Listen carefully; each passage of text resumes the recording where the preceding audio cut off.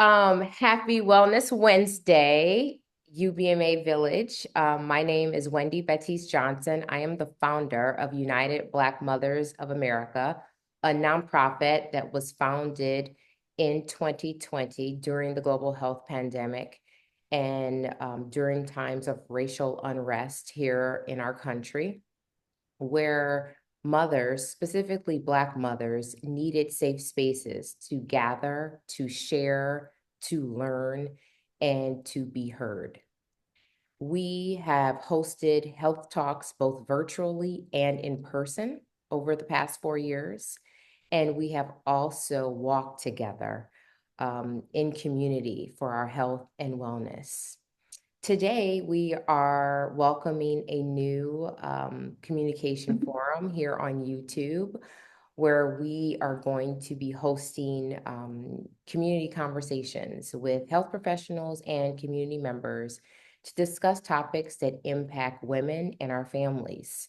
And I am so excited to welcome our first guest, my dear friend from childhood, you can believe it, Termina White, who is a wife and mother of two twin boys living in Midland, Michigan, and was diagnosed with breast cancer during the global health pandemic. We at United Black Mothers of America believe that sharing is caring, and we can learn so much from each other's stories and be inspired to take steps, preventative measures, and action. So welcome, Termina. Thank you for Thank being here you. with us today. And Thanks for having me. yes, and I think we have to share how we know each other, right? We were remiss if we did not do so. So Termina Yeah. and I went to middle school together, Yes, all we did. girls middle school. And we were good girls. We were naughty and good, but we had a lot of fun We and did. we shared amazing memories. And I Hmm. love that we are still connected today. All these years later. I know all these. So I want to just dive in because Okay. it's so important. First of all, thank you for sharing your story. I think it's super Yeah, courageous. of course. Um, and you are so young. I mean, we're all so young. All right. And you were 42 years Yeah, old when you were diagnosed with breast cancer. right. In 2020, of all times, of all years, Yes. I'm sure your two boys were at home with you. Hmm. And can you share how you first discovered you had breast cancer and what your initial thoughts and feelings were when you received this diagnosis? Okay. I'm gonna talk about that. I'm gonna go back a little bit. Hmm. In 2016 or 17, I can't remember now. I found a lump in my breast Mm. and got it biopsied. It turned out to be atypical ductal hyperplasia, which some people consider a form of precancer. Some people consider it just abnormal cells. Um, but because of that, I had a lumpectomy to have that removed. But because of that, I was doing mammograms every 6 months. Mhm.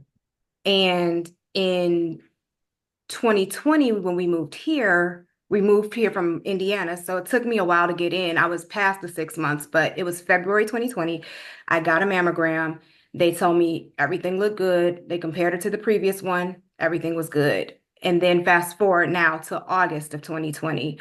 My son Noah had a bad dream and he came in my room and he was resting on my chest. And I don't know if it was just the position he was in. My chest felt heavy. My it felt like I had milk. And so Interesting. Yeah. after I put him to bed, I did a self breast exam and blood was expelled from the nipple. And so it was a Friday night. I had to wait till Monday morning. Monday came and long story short, she agreed, let's go get this biopsy. It was biopsied and it came back as stage 0 DCIS, which is ductal carcinoma in situ, which means the cancer hasn't spread outside of the duct. Hmm. So How did I feel? Yeah. Scared.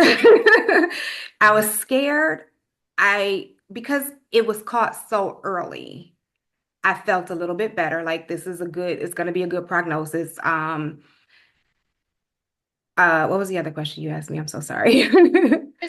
Just essentially you answered it. I asked what your Okay. initial feelings were. And Yeah. I think that well, first of all, no one knows how we're going to react and feel Hmm. when we get any diagnosis, but specifically breast cancer, which is one Right.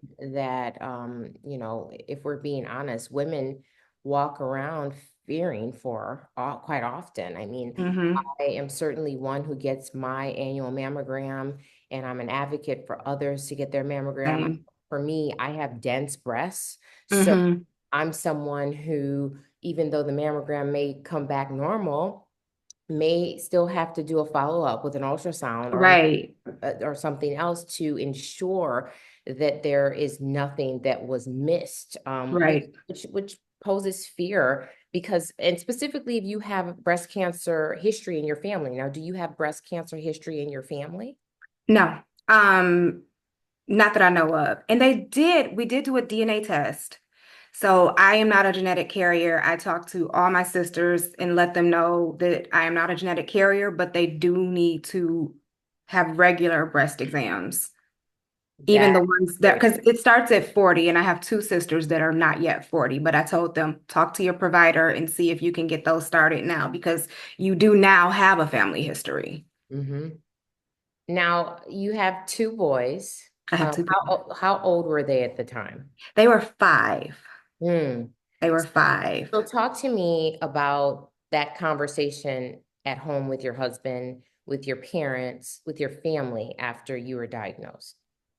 Okay, so with my husband, I called him right after the nurse called me, and he immediately left work to come home to be with me. So love him for that. Um, we talked a lot about how we would tell the boys. I had talked to my mom and my aunt, my mom's sister, and my aunt had bought me some books, which I have here. Wonderful. You can You share see, those. Yeah, Butterfly Kisses and Wishes on Wings. I love that. And then this one is Me Too and Lee Learn About Breast Cancer. hmm There's a third one, I couldn't find it, but those were really great tools in allowing me to have those conversations with my boys because, like I said, they were really young at the time. Not only that, but Chadwick Boseman, we Yes. had just told him that he passed away from cancer. So it was kind of scary to me to have a cancer conversation with my children because their introduction to cancer was someone who died from it. Mm. So I remember sitting them down and just telling them, mommy has cancer in her breast. The doctor's going to remove it. I'm gonna have surgery to remove it, and then I'm gonna be fine. And that was essentially the conversation. They literally asked me as soon as it was over, they said, okay, can we go play Star Wars Lego now? The So innocence of children. they weren't. I love that. I mean that, They and did come back later and ask some harder questions. yeah. But in that moment, they were fine. Oh, well, that's really wonderful. And I think just at that age, um, Right. even though children are super intuitive, but I do believe that at that age, they are too young to really understand the concept Exactly. of cancer. Yeah. So, that was a really great parental approach from you and your husband. You mentioned that one of your sons, Noah, had come to lay in your chest one night. Hmm. And I know you had a successful mammogram in February of 2020, Hmm. but had there been any other signs or symptoms you had prior to that diagnosis? None at all.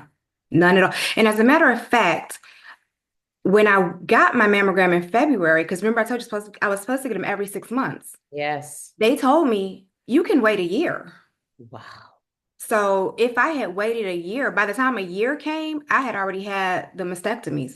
Wow. So you listen So to your yeah, own body and your own intuition. Speak to our community about how important that is. I believe in that so deeply. for And sure. when we say the phrase, take control of your wellness, take control of your health, that is exactly what we mean. Don't Hmm. leave those decisions up to a third party or a stranger. Right, You have the power to listen to your own body. So speak right. of our community about what that meant to you in that moment. So obviously, listen to your body. If something isn't right, and I knew at the time, I'm not nursing. I don't have anything going on to where this would be normal. And I remember the nurse saying, "Oh, it's probably nothing." Mm, And I'm like, "No, it's something because." And if she had, if the doctor had come in and said the same thing, I would have definitely gotten a second, third, fourth, fifth opinion because I know something's not right. So it is very important to have regular doctor's appointments, visits with your primary care, your women's health physicians. That way you know when something isn't normal. hmm Because you could be living with something um, indefinitely, and, until you realize that something's wrong. So to me, it's very important to speak up, hmm understand, and I tell people this all the time. Your doctor works for you. You hire them essentially. So if they're not working out for you, just like any other employee, let them go. Find somebody who will work with you and understands and will talk to you and walk you through or whatever you need for your specific situation. Because it was important to me.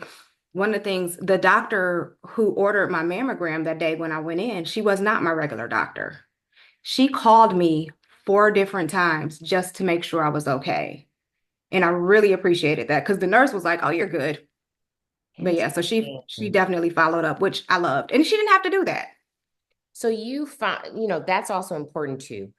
Finding a healthy, trusting relationship with healthcare providers. Hmm. So although you had just moved to this new city, not familiar, unfamiliar with, and this new, very scary, as you say it, Yeah, right. diagnosis, you found safety in I your did, yes. relationship in your with your health provider. That is so important. And I do Yep. believe that is just a big part of the mental health part of Hmm.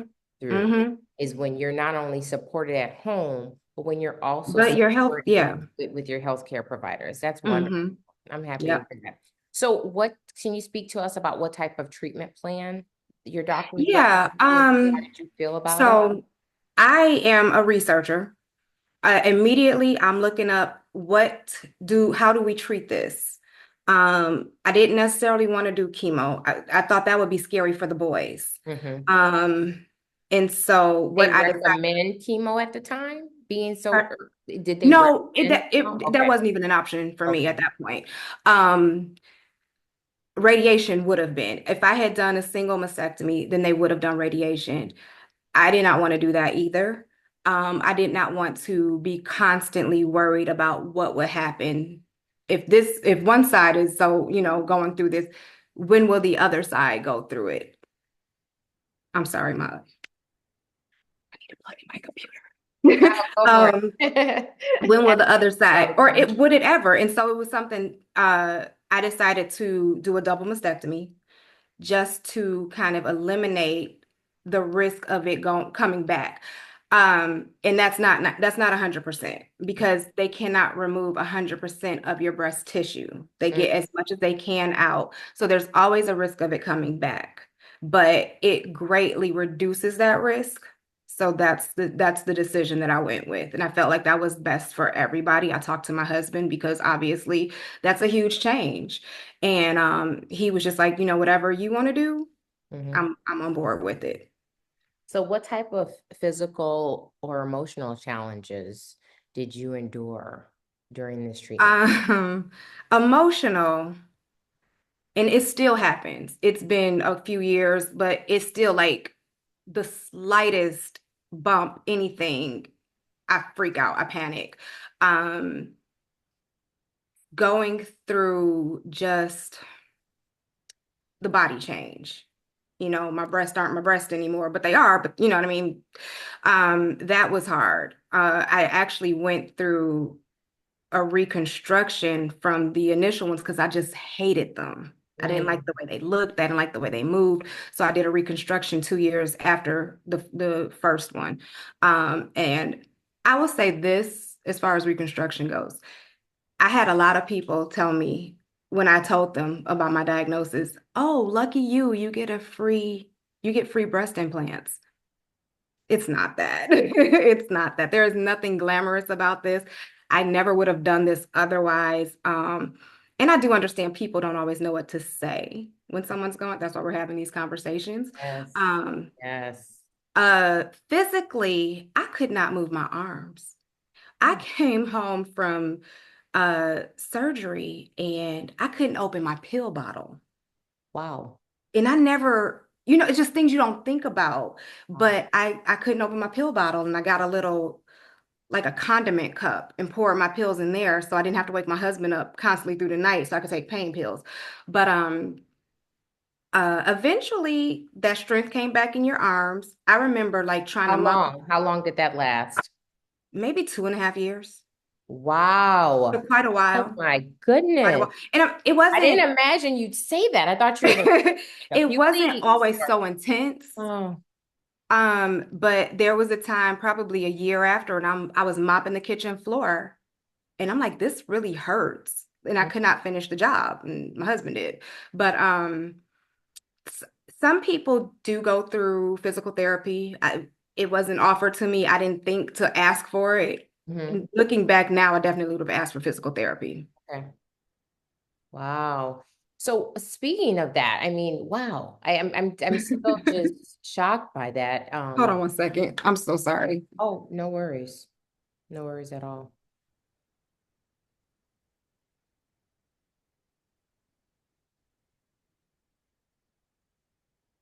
Oh gosh. The charger. It happens to me all the time. Don't worry about it. Uh-oh.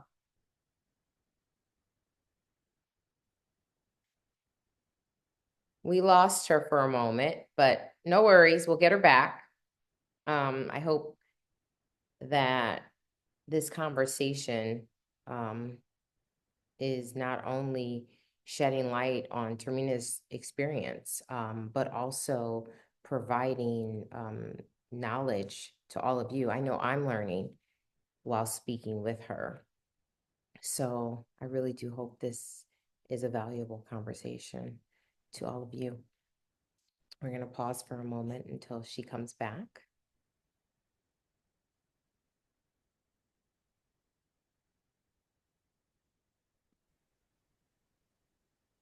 Okay, we're back. So, let's see, where were we? Oh. Oh, I was gonna ask you about, were there moments during your journey where you felt you did have to advocate for yourself or make tough decisions regarding your treatment that went against what your healthcare providers were recommending or what others felt you should do? Actually, no. I remember when I first met with my surgeon and I had gone in there planning to fight for my decision because some people will say that a double mastectomy for DCIS is a bit extreme. Mhm. And I had my husband and my mom with me, and she said, I would do the exact same thing if I were you. And so that was reassuring. But yeah, no, every healthcare provider that I had through that journey was on board with what I wanted to do. Wonderful. So you felt Yeah, supported every step of the way. 100%. I love that. And you mentioned your mom. I know your mom to be such a loving woman. So I have no doubt that you were fully supported by your family. Uh, Yeah. Talk to us about how you manage the responsibilities of being a mother during this time, and and a wife as well. So my mom and my aunt, her sister, excuse me, they came up for the day of the day before the day of, and I think my mom stayed the day after surgery. And then my aunt basically moved in with me for 3 weeks. and she did the cooking, the cleaning, the laundry. She took care of my children. They were doing that was during the pandemic. They were doing school at home. She did school with them. She did homework with them. Like it was just the most support a person could have. And I appreciate her so much for that because I know and I have seen in like some support groups where people are like, I'm going home alone. I don't have anyone at my house to help take care of me. So I really am lucky that I had someone who could be here to help us out because and she was actually supposed to stay for 2 weeks and extended it because I just still needed the help. I was no good. Um, a good support system is good, whether it's an online community, whether it's your actual family, because questions are going to come up Mhm, throughout the whole process. You're going to have questions along the way. That's one of the reasons they told me when I went to that first appointment to bring somebody with me mhm. because they may have questions or I may not remember because you're going through a lot emotionally. You're not hearing everything. So, that was great and helpful.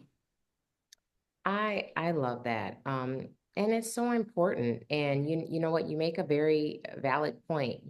There are women going through this journey who may not have family support, whether it be Right. because they don't have it present in their life or because they live in another state or, for Hmm. many reasons. And you're right. Having an online community, such as UBMA, so we can step in and support Yeah. process and also provide um, alternative information. Yeah, for And, sure. and when I say alternative information, I certainly don't mean alternative facts. I mean, real life experiences like Hmm. you're hearing from you, so that Hmm. people don't feel alone. Oftentimes Yeah. I know, And I tell oh, go anytime someone says, what do I need? Like when I come home from surgery, what do I need? I tell them about the pill bottle ahead. because I never would have thought that that would have been an issue for me. And Yeah. that's just some things you don't consider everything.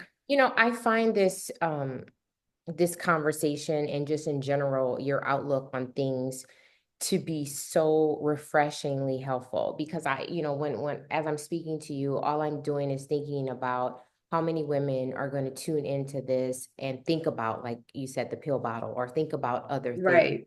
similar to when we have our babies for the first time and we don't Right. we don't know what we need, but there's always Right. someone, whether it's your mom, your aunt, your sister, or just a girlfriend who's Uh-huh. gone through it before, and he's like, no, no, no, no, you need that diaper genie, okay? Right. so so I think that this is similar. It It's is. It is about very similar. sharing experiences so that, And resources. yes, and resources so that the next person's experience can be that much easier. Hmm. And I don't mean easier in regards to the journey, just But easier yeah, in knowing what to expect and right. knowledge and information. And I find that to be just such a refreshing outlook as I'm speaking with you, because I don't think I ever thought of it in that way. Right. I know you and I had spoken privately before this when we were discussing having this conversation, and I shared Right. with you that I had a relative who sadly lost her battle with cancer, and um, I and preferred privacy, and Hmm. preferred, Hmm. and chose privacy, chose not to speak of it. And that is everyone's prerogative, by the way. Right. Everyone Right. deals with things differently, but I will say that there is so much value, not only for others, but for yourself in speaking with others and Right. feeling like you're not on an island alone, and maybe Right. gathering information that you may have not known or thought about to sort of help Hmm. you in your journey. And that's why this conversation is so important. And I just commend you for doing what you're doing. Thank Um, you. how has this experience changed your outlook on life and health, both for yourself and your family? Um, for myself, I was always regular for everything, but has increased the importance of that for me. So, and even, if anything slightly feels off, I'm calling. And even with my children, and I know colds are common at their age, but if there's anything that's like a little more than that, we're going to get it checked out. And then, again, like we're going through COVID through this time too. So, I'm that's another story.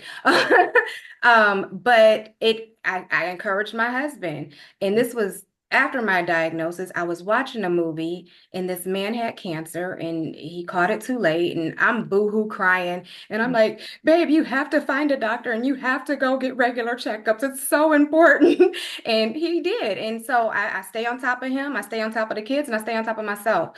For our health care. It definitely increases your awareness of mortality, not in a scary way though.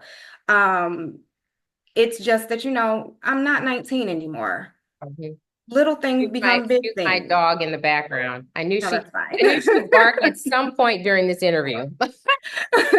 Um, so with that, it just, it makes me more aware when something isn't normal. Where in the past I might be like, that doesn't feel right, but it's probably nothing. I'm not at a space where I can do that anymore. Mm. So you feel like your awareness is heightened on Mm-hmm. daily. Mm-hmm. For sure. Mm. That's, you know what? That's fair.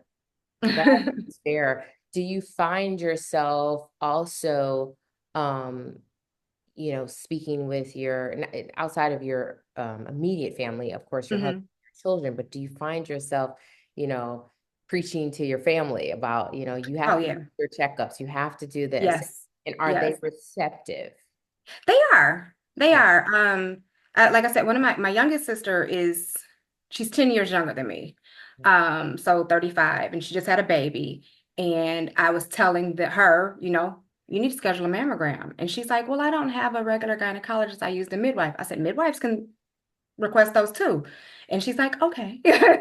But yeah, I'm really big on getting checked out, Mm-hmm. preventative care, because part of the reason I'm 100%. okay is because of preventative care. And so you don't wait until there's a problem. Let's catch it before it becomes a problem. Yes. And That's that's key. that's my preach. Preventative care. Oh my Uh-huh. goodness, I love that. Um, is there anything during your journey that was surprising to you that you would call out? Outside, you certainly have shared um how you were debilitated in your arms Yeah, for a yeah. time. But Because was there it's your anything chest else? muscle. So, pushing, pulling, Yeah. picking things up. Like I couldn't even pick up my cats. Wow. They were too heavy. Yeah.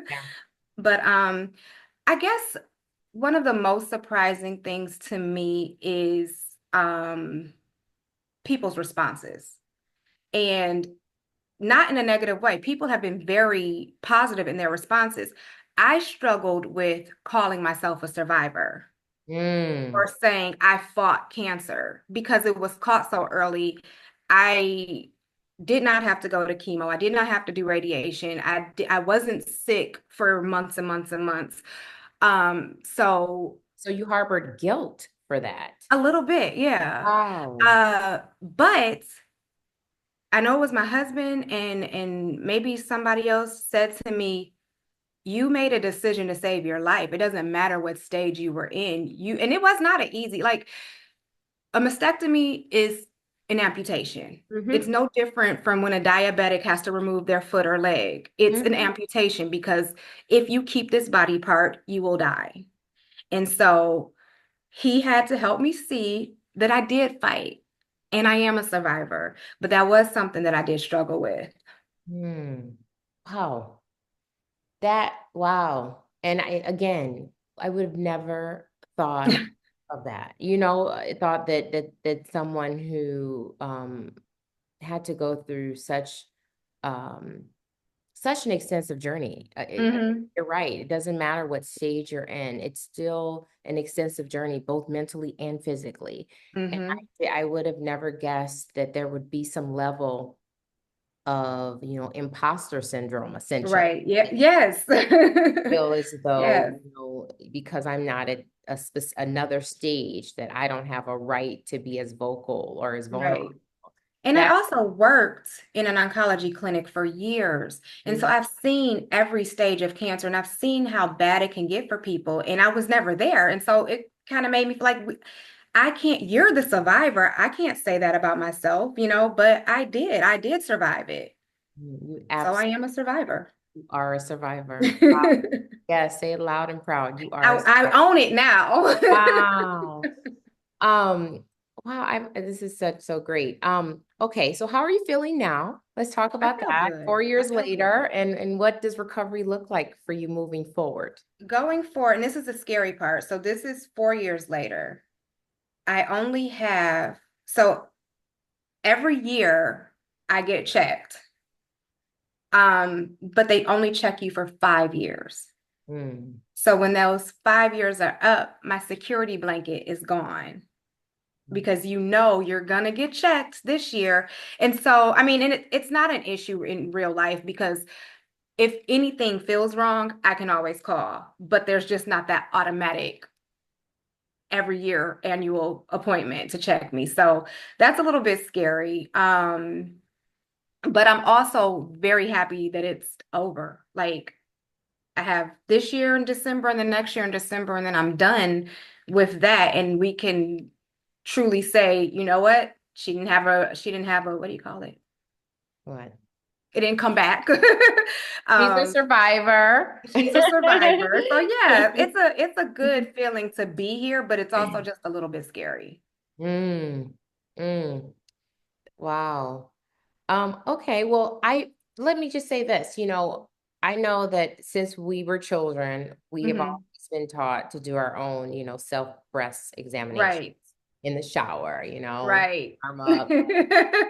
Is that something you're doing regularly now, or is that something you're more aware of? How do you feel I about don't that? necessarily need to do them regularly now. I don't have any breast tissue. So if there was, but don't get me wrong, I still do. So if I do feel something, which I did at one point, I felt a little lump. Um, it turned out to be nothing, but I would say definitely if you're not already doing them, do them. Mm-hmm. And I had a doctor tell me, do it on the first day of your cycle. That way you have a condition, a day every month that okay, it's time for me to do it. And you don't even have to Heard that too. remember. Yeah, I've heard that too. So definitely if you're not, get it done. What's one piece of advice that you'd give to women, especially Black women, about breast cancer and early detection? I would just say one, keep up with your annual appointments. If you feel anything out of whack, something doesn't feel right, get it checked out. And if your doctor doesn't hear you, find somebody who will hear you. Because if you wait until, if they say it's fine, because like I said, I had an all clear in February and August I had cancer, and that's not what's that, what, 5 months? So speak up for yourself, advocate for yourself. Um, know that you're not stuck. In most cases, you're not stuck with one provider. You can find a provider that listens and works with you. Um, Definitely consider this upcoming election Mm, with women's reproductive rights. That's all I'm gonna say. But consider this upcoming election with women's reproduction rights and consider what you could possibly need. You might not need it today, what you could possibly need in the future, and what that means with this upcoming election. well said. Well said. And then our final question, which is Mhm. a question that we ask all of our guests, because we at UBMA believe that self-care is so important for women, and specifically for mothers, because we are often the ones who put everyone else first, and Yes. we are on the back burner. So share what does self-care look like for you these days? What's your routine? What have you added to your routine? Give us some perspective on this Wellness Wednesday. So my self-care for me is away from my family.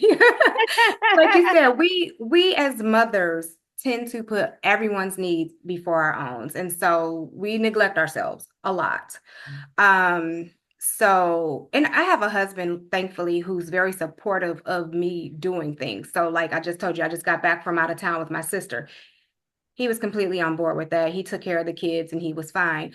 Um, but finding somewhere quiet, reading, taking a hot bath, uh, going to get my nails done, just something quiet where everything is just about me and what I want in that moment.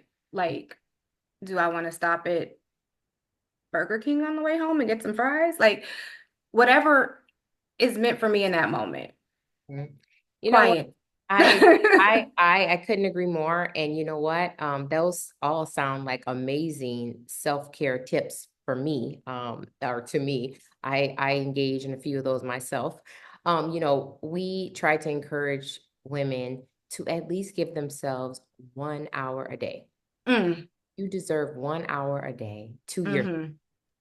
and even if it's just laying in bed doing nothing, you Yeah, your hour to do nothing. exactly. And so I applaud you. I Thank you. I want to thank you for being here and for sharing and inspiring and just being an advocate for awareness, uh, Yes. specifically during this month of Breast Yes. Cancer Awareness Month. And thanks so much. Oh, you're welcome. Thank you for Have any, asking me. do you have any last words before we depart? No, I really think I said it all. Advocate, preventative care, and speak up for yourself. If something doesn't feel right, go somewhere else. Awesome. Well, thanks so much. I appreciate Thank you. it. Have a good Wellness Wednesday. I hope you get a chance to either get that hot bath today, get your nails done, or thank the Burger King for those fries. Right? So take care, and I'll touch base with you soon. All right, sounds good. Thank Stay you. healthy. Bye. You too.